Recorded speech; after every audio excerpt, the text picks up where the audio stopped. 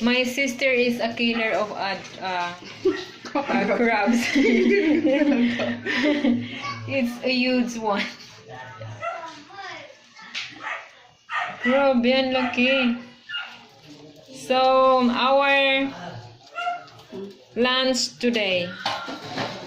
And look. I can't wait to eat the crabs.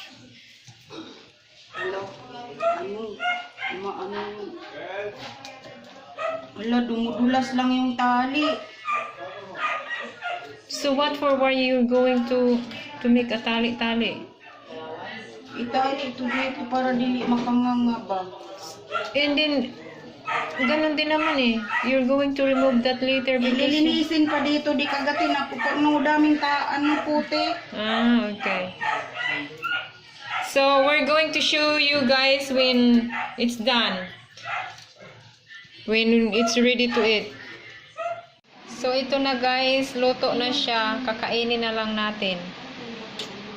So, join us. Masarap.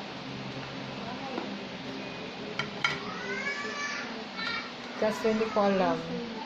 Kailangan ng pang-ipit. Sobrang laki.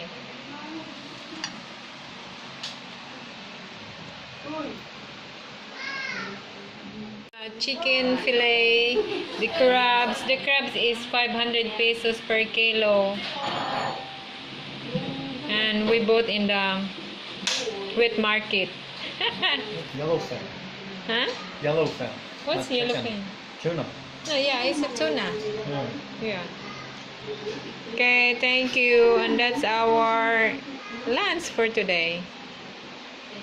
It's a homemade.